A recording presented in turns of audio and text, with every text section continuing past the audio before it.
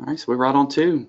All right, Sally, if you want to go ahead and kick it off, and we'll get started.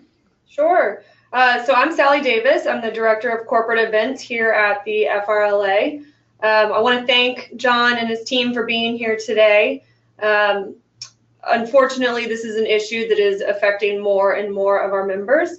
So we are super excited here at FRLA to have this partnership and be able to bring all of this knowledge and these benefits to our members who are at risk of a lawsuit here. We have this webinar today. We have another one coming up on, John, the date just got away from me.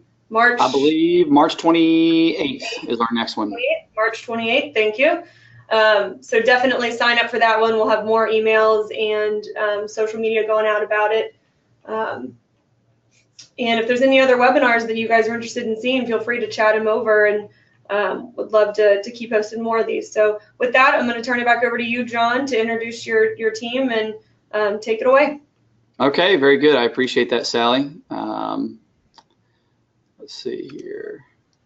And Sally, I'm going to try to mute you. There you go. Okay. Okay, everybody. Again, my name is John Guidros, and I'm the Chief Revenue Officer at DigiPro. And DigiPro is a development company, web development company. It's been around for 8 years. And at the end of the day, about a year or two ago, we came into this accessibility world where we were finding issues. We do build websites for municipalities, airports, large businesses, small businesses, restaurants. I could go down, but the ADA issue became something we kept seeing. There was never a quick fix for it, and there was never a perfectly clear answer in the courts about it. So we tried to build some solutions to help it out. We actually do have a legally blind person that does work for our company. She does nothing but browse the internet, check sites, review things that we're building. And I can tell you that it's an issue that, not being a person that has no disability, I can tell you it's something that you don't understand until you actually see somebody that is completely blind navigate the internet. It makes you look at everything completely different. So today what I'm going to go through is, it's going to be a lot of education around the ADA issue. We're going to go into a couple facts, kind of define why that issue is what it is today, to kind of give you a better understanding. We do have some call to actions at the very end to help you out when we're done. At the end of the day, hopefully it just brings up some education points when we're done. If there's something I didn't cover and you have further questions, please reach out to us. We're here as a partner of the FRLA to provide resources for you. So first, we're going to go through a quick quiz, do some ADA trivia. Does everybody know what the ADA acronym stands for? So again, we have a chat box in here. We want this to be interactive. If you can, just pop in there what is your understanding of the ADA acronym?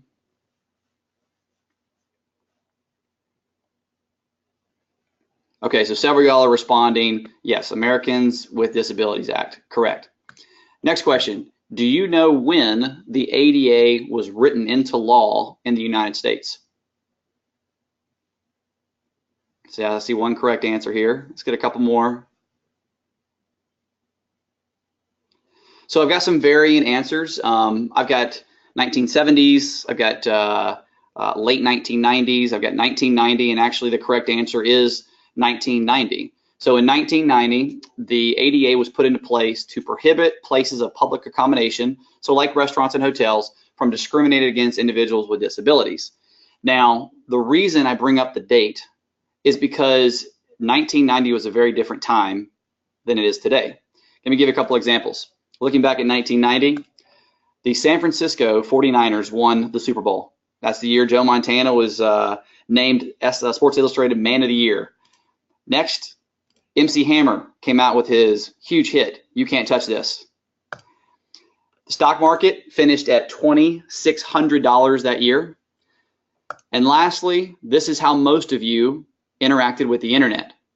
So the reason that's important to understand is in 1990, the federal government did not, or the Department of Justice did not clearly define how websites were interacting with accessibility. So here we are today in 2018, and we're dealing with an issue that was not clearly, how could we understand it back there in 1990?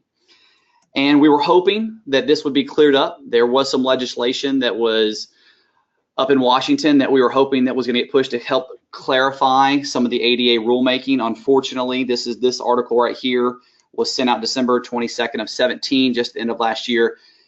Everything was thrown out the window. The Department of Justice has made no further push or guidelines on this. So here we are. It's a little bit of the Wild West when it comes to the court systems and dealing with web accessibility. Now, what we're doing currently and what most web builders who build for accessibility use is something called WCAG version 2.0 level AA. Now, non-technical, it's website contact accessibility guidelines. And those are guidelines. They have, I think, over 400 parameters now that help you build a website for accessibility. Last question on the trivia, and we're going to get into some more content here, is has your business or a friend's business been sued under ADA law? Not just web ADA, I'm talking any kind of ADA, wheelchair, ramps, handlebars, websites, anything. I'm just I'm more curious from a show of people here on the webinars, how people have dealt with this in the past, and if you have dealt, okay, so I've got not enough parking. We do have a web ADA issue. Okay, so y'all have, if you've ever dealt with ADA law, it's extremely difficult. And what it used to be is they would show up and they would actually take a tape measure out and they would measure throughout your business. Web ADA provides a completely different set of an opportunity for an attorney that is doing drive-bys. And what I mean by this is they don't even have to drive by. They can sit at a computer, they can look at your website, and they can tell you immediately if you're in compliance or non-compliance. So remember I mentioned like the wheelchair ramps and handlebars. You have to understand that in web ADA, you have a little different defining the physical property. This has been the big nexus between getting a suit on this stuff, is you have a physical property and it's how the impaired person interacts with your business. So in this case, you have a website, and that website contains menus, contact infos, maybe specials, if you have multiple locations, hours of operation. An impaired or a non-impaired individual has to still be able to interact with that website that is a physical property of your business. I know it's not physically, and like as far as you can touch it, feel it, but that is representing you on the internet. So simply put, your website must provide equal access to everybody that is on there. So a couple definitions of somebody who has a disability using the internet is somebody who is literally physically blind. And I remember the first time somebody asked me, well, what do you do? I was like, well, I help blind people read websites. They're like, what are you talking about? A blind person can interact with the internet, and the way they do that is through screen readers. And we'll talk about that here in a future slide. The next type is a visually impaired person. This is somebody, and it could be color blindness. It could be a little bit of loss of sight. It could be a contrast issue. It could just be you have to have bigger text to be able to read it. And then the last piece is loss of hearing. And where loss of hearing becomes a big issue is we have a lot of multimedia websites now that have a lot of video. If that video doesn't have proper closed captioning and it's giving you information about the business, the person who has no hearing can't understand what that video means to them as it relates to your business. So the result of all this, again, if somebody's on there, they look at these features of your site, if it's non-accessible, you could get a lawsuit about it. The same website we mentioned earlier, which is a great source, it's in the handouts we mentioned, came out with this graph showing that in August of 15, this shows you by industry the federal website lawsuits that have been getting sued. As you can see, hospitality, restaurants, retail are getting hit the hardest. And for those of you, and I know most of us here are in the state of Florida, we are getting hit the hardest by far compared to other states. Other states are like, I know California's been on the rise and some other ones, but Florida's been by far the worst. And what has happened is there's been a couple serial lawsuits going out where one person, I believe in the Miami area, hit like 200 and something businesses in a matter of a month or two. And it's something that's frustrating because you have to understand that in the lawsuits, when they're presented, the person with the disability can receive no compensation for these lawsuits. The only people that are getting paid on this are the attorneys that are filing them in the terms of this on a web accessibility conversation. Those settlements, I mean, you're paying for time and costs and everything for the attorney side, can range from, we've seen them at $5,000, we've seen them up to $15,000. It all depends on what the current scope of that lawsuit is stating. So it would have been really nice had this new rulemaking gone through, because we would have had further communication on if you do not have an accessible website, things that you have, maybe we were trying to, we've been working with FRLA to try to get some lobbying done in Florida, that if you have a website and you're served a lawsuit or a summons, you would have a time frame that you could fix it for the individual before going straight into a lawsuit. What we're seeing is some people were settling out of court, so it never actually got reported. Others tried to go to court, and honestly, they lost. we're going to look at what a lawsuit says, and I think this will help. We get these sent to us all the time because our company, while we have a tool that helps the ADA issue, we are a web technology firm, and we help people bring in the site. We look at the issues need to be done, and if we can't help them, we have to build them a completely new site based on how good or bad their website currently is. So let's take a minute and let's look at this lawsuit. We recently were given this one. I think this one came in about 2 months ago. Company down in South Florida. So the first introduction, it says the plaintiff brings this action against the defendant and asserts that his website is non-accessible to a blind and visually impaired consumer. This is a violation of the Title III of the ADA Act. So next one in section 14, it says the blind individuals may access their website using a keyword conjunction with a screen reader. So remember we talked about screen reader software. So if you're legally blind, you have software that actually reads the text back to you. And again, we have somebody here in our office. She is legally blind. She uses this software, and it's actually quite amazing the way she navigates through.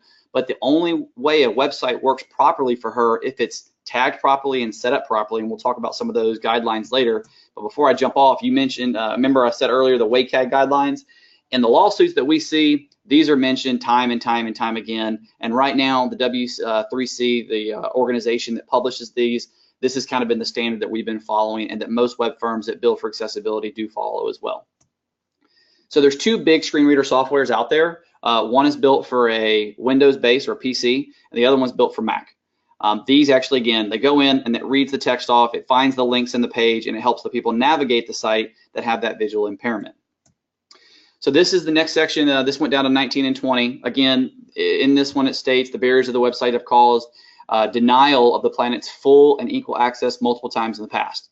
It goes in, this further section talks about these are the actual barriers the website's included. So if somebody asks me, what do I need to do to fix it without reading all the 400 points of the WCAG 2.0, here it is in plain simple language. First, the text equivalent for every non-text element is not provided.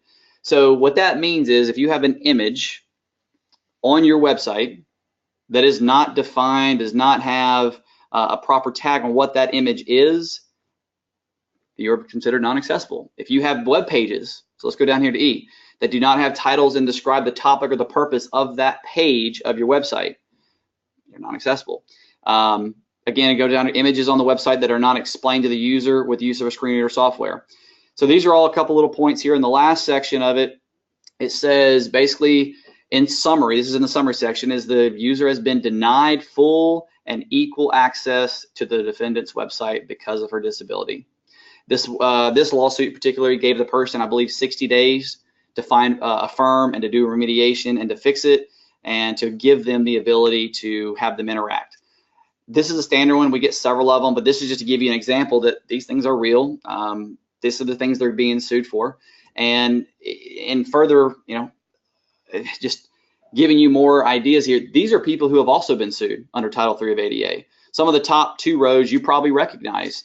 Those, if you look them up, some severe court cases. I know Winn-Dixie's was really popular in the state of Florida. It did go to federal court, and Winn-Dixie lost. I don't have time in this webinar to go through each case by case and determine what the outrulings are. You can look them up. But I did mention these three businesses here at the bottom. They're Florida-based businesses, small businesses working. And like I know for Miami Grill, for example, they were sued 3 times. They settled 3 times out of court until their plan was never put in place to actually fix some of the remediation issues, and they kept getting sued over and over again until we were able to put in our solution for them. So big or small, this has no barriers of entry for businesses. If you have a website for your business and you're non-compliant, you're open or subject to one of these lawsuits going forward. So what I want to do now is I want to talk about those web standards. We keep mentioning WCAG. I want to look at some actual code to show you some differences and review some of the options coming out of this. Now, if any of you on this call build websites for, let's see, so somebody here just said that they got hit by the same guy that Winn-Dixie got sued by. So I mean, yes, there are people that as we're seeing the names come in on the websites, I will say that we do see reoccurring names from time to time. So I mentioned before, if you do have a web firm and you build websites for people or you manage websites for people, we want to work with you too. There's guidelines and there's things here that you have to service your clients, and we're going to mention that at the end. So as I go through these things, I want to make sure that we are not the end all be all. There is plenty of solutions. we want to be here to help educate, and obviously we'll happy to help you, but we do want to partner with people who are having these same concerns with their client base. So looking at those WCAG guidelines, I'm going to give you a real life example of just one element. It's a big one for restaurants, going to be the example that kind of broke, and this company has hired us. We're building them a new website. This is a Casino Beach Bar and Grill. They're located on Pensacola Beach here in Florida. And if anybody's been to Pensacola, give me a number one. I'm just curious here, because we're in Florida. We're up here in the Panhandle. So if you've been up here to Pensacola, give me number one. You may. Okay, I've got several of you are saying yes. Very good. This company here had a website. It looks great. The layout is awesome. It's honestly a great looking website. There was just a couple major flaws in it that left them open to a liability. So if I look at the code here, this is how Google sees your website. This is how ScreenReader sees your website. I've highlighted the code here, and I'll get my little pointer out just to help. So this code down here is actually the code for their menu. And if you click on that, first off, the alt tag there is no alt tag. It does not describe what that image is. And the second issue, it's an image. It's a flat image. So I'm actually going to jump out of here real quick. I'm going to pull up. So this is the website I just mentioned to you about. Notice if I scroll over this, how it highlights lunch and dinner, because that's readable text the way the code's built. If I go further, it jumps over the entire menu, because if you right click here, this is actually an image. So if I right click and open image in new tab, so this is their menu. A screen reader cannot read this information. It's an image that has no alt tag. Even if it said menu, the screen reader couldn't read that back to a person trying to look at it. Furthermore, there's no way for them to change the size of the font.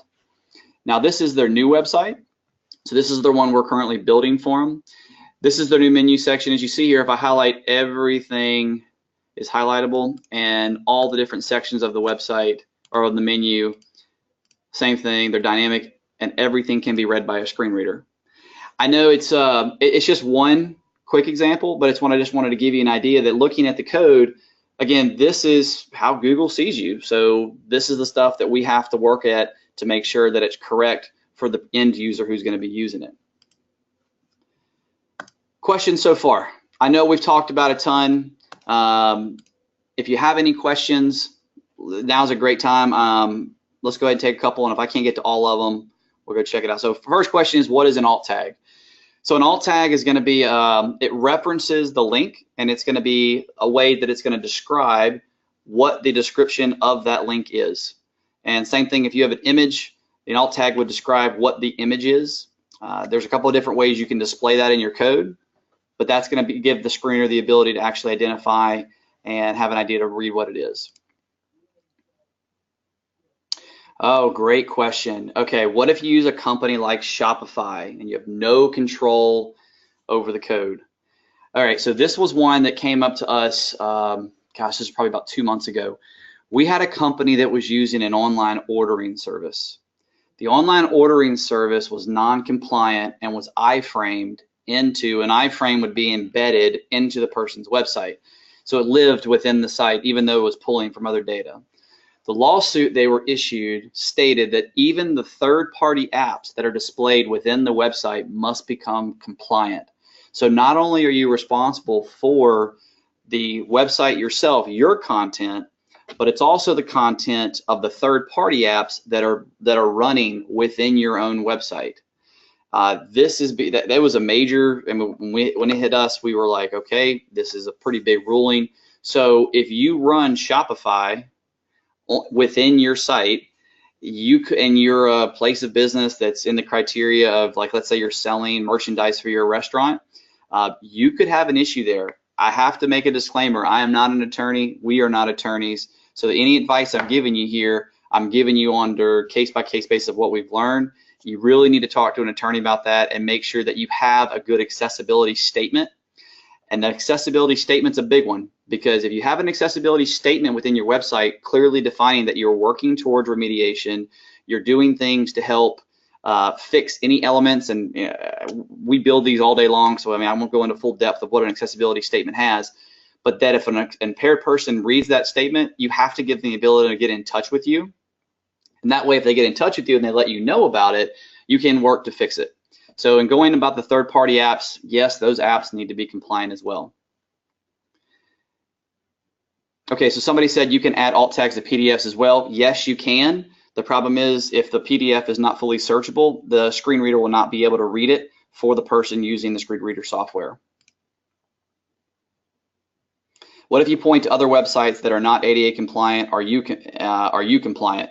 So if you are pointing off your website going somewhere else, it's off your domain, typically off your server, then that is somebody else's property. If you're linking now, if you're an industry and you have one big set of acreage and you have several different businesses and you own those businesses, then it's still within your wheelhouse. But yeah, if you link it off, that's somebody else's property. It's like somebody else's business altogether. So somebody said we have streaming video on our site. Since we do not own or originate that content, do we need to remove it to be compliant since it does not have closed captionings? My advice would be yes, you would need to use it, or you would need to find the ability to get closed captioning put in it. Some really, really good questions, y'all. So one says, if I get a summons, what do I do? So that's a question that if you get it, you need to read it. You need to talk to your attorney first. Obviously, each summons or each lawsuit comes with a different set of criteria, and that criteria will kind of outline what you need to go and what you need to do in the next coming days, weeks, or months. We've seen some that have asked for remediation within 60 days. We've seen some that say 30 days. At the end of the day, the goal of a summons or a web ADA lawsuit is to get accessibility for the person who's trying to interact with the website. That's the goal of it. So that should be the ultimate, reaching the pinnacle of the mountain. That's what you're trying to do. How you get there, we'll actually talk about that here in the next slide. So let's say you do get a summons, you have to do something else. I'm going to provide you with 3 options today. The first option is you can install an Adot Pro product into your website, and we'll talk about that in a second. The second one, you can build a new website. If you got an old website, outdated technology, I would recommend getting with your web firm, or you can use our DigiPass platform. So as 8 years in development, we have built a platform that is built for accessibility. We run several different enterprise businesses off of it. We also run the local restaurant right down the road from us. DigiPass is a platform that has 14 modules that are built into it. So email marketing, social media, we have online ordering. It's all built for accessibility. And that platform, we've worked out a deal with FRLA that if you don't love your website and you're looking for a new one, that's a great option. If you already have a good website, you're just looking to fix some of the things you already have. Normally, it's about $45 a page. You can hire a programmer. Odesk or freelancer.com are 2 places you could go. You just got to make sure that everything you're doing has WCAG guidelines all put in there with good accessibility statements, because you could fix something today and update it 2 weeks from now. When you update it, you could have done something that was kind of like, oops, and you just made the accessibility issue become a problem again. You need to make sure that accessibility statement clearly states that, hey, your website does change, it does move, here's everything you're trying to do, and have an ability for the person to get in touch with you.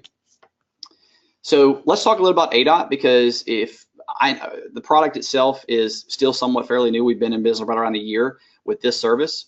So what Adot has done is honestly, our CEO was having a hard time. Somebody come to us and they needed like a $10,000 rebuild, for example, of their website that they spent all this money on. We were trying to find a quick, simpler solution. In the state of Florida, if you enter into remediation, you have up to 10 years to become fully compliant. So we were trying to build a bridge that was able to get somebody off the radar for a lawsuit and get them down the road with an accessibility option while offering the true accessibility option for the person needing to use it. So what Adot is, I'm gonna give you a real life example. Taco Agave had a beautiful website. They just built it, but the compliance of ADA, I believe it was somebody that they knew, or I forgot how they were tied, but they were very aware of the ADA law. Didn't want to rebuild the website from scratch. So what we did is we installed an Adot website on theirs. So down at the very bottom in the footer, you see here it says view accessible site. Click here for our accessibility compliant site. So the image is tagged and the text is down there so the screen reader can use it. Same thing, we can add code to the top header code of your website that when somebody comes in, they can find that as soon as they find it as an accessible version of what your current website is. So when you click on that button, it pulls up something that looks like this here on the right. So this is an accessible version of their website. Same content, built for good contrast.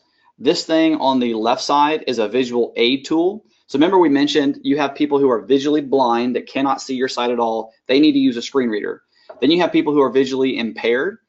The visually impaired people, they can actually take this visual aid tool, increase your font size, decrease it. They can change the background colors. They can highlight links, and there's built-in accessibility statement. So to go through some of the features of this Adot product, one, it's got a built-in screen reader. Two, it has the visual aid tool already built into every site we build. Three, it's got an accessibility statement that we customize for your place of business. And last, we have a compliant format that can be read by any screen reader. It's easy, it's set up for all the different guidelines. So how it works is we come in, we take your content, we scan your site, and we pull their content into our builder. Adot Pro is built on a SaaS, so a software as a service platform. So anybody that's using it can actually log in and change it themselves, or we can do it for them.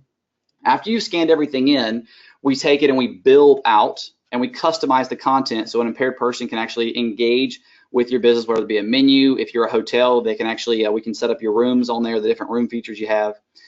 Next is we actually publish and we then protect it. And when I say by protect, you have the ability to go in and change this anytime that you're on, you change something. So if you open a new store, change your hours of operation, get a new phone number, have a new special, you can go in and adjust this anytime you want. It's like logging in the back end, and then you just adjust the text as needed. So again, we mentioned three solutions. One is that Adot Pro, which I just showed to you. Normally that's $30 a month. If you're an FRLA member, you do get 33% off that bill.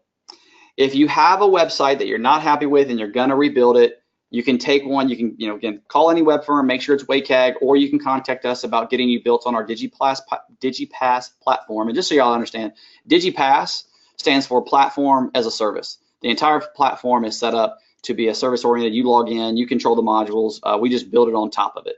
And last but not least, you could go in and hire a programmer to fix your current website you already have, just to kind of make the tweaks you might need.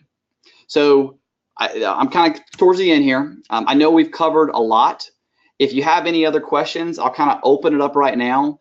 If you don't want to ask any questions publicly, this is my personal email address. You're welcome to email me afterwards. We can have a conversation. If you've received a summons or dealing with something in, you're looking for remediation, let us know. But hopefully this was informative. If you got something positive or learned something on this webinar, can I get a number 2 in the chat box?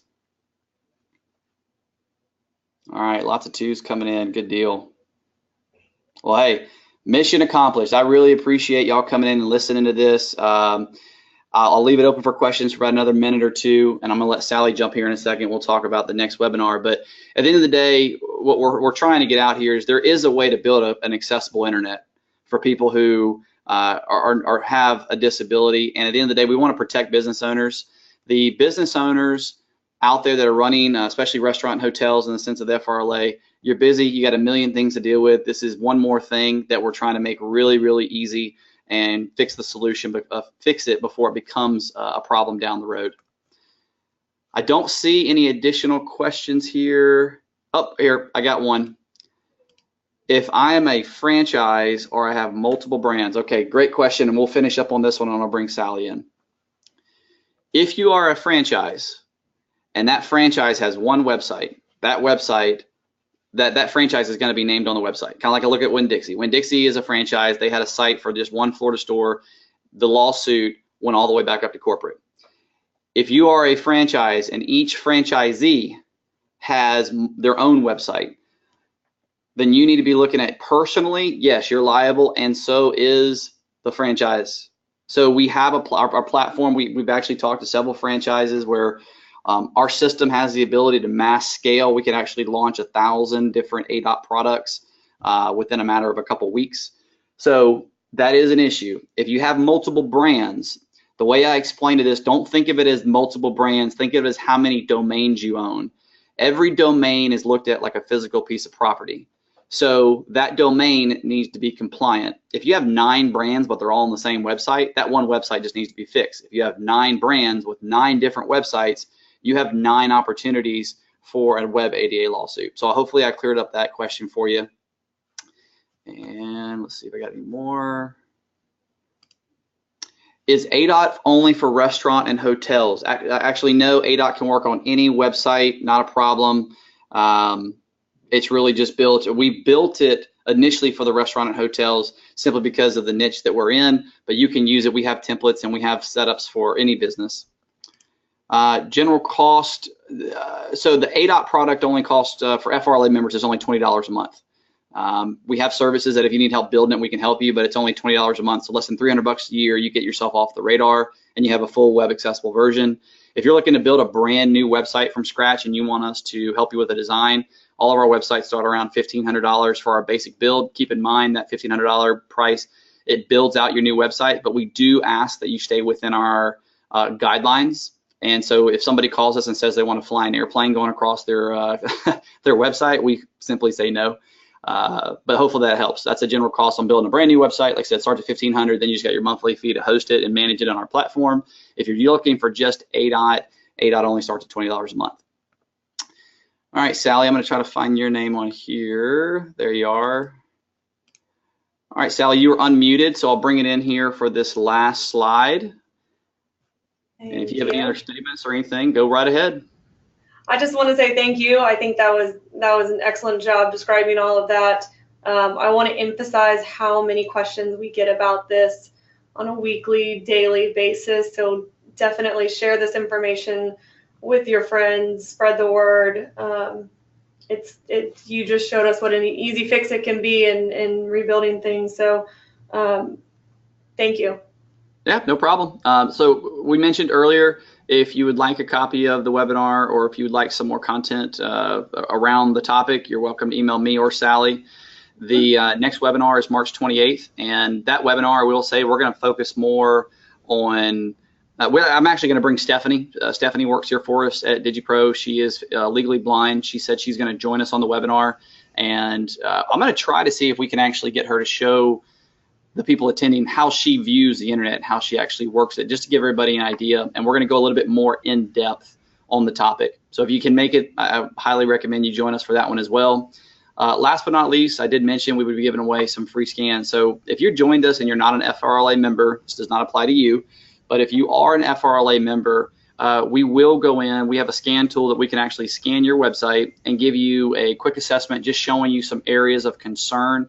You can take that, you can give it to a programmer, your web person, they can work on it, but it kind of gives you a quick snapshot. So if you follow that URL that you see at the bottom, adotpro.net/ADA-free-scan, you can fill out your information, and I'll have one of my team members reach out to you and help you out. So with that, we did it at 2:32, 32 minutes. Well done, everybody. We got it done. I hope this was informative. Have a great afternoon, and hopefully we'll see you in our webinar in the future. Thank you. All right, everybody. Bye-bye. Bye-bye.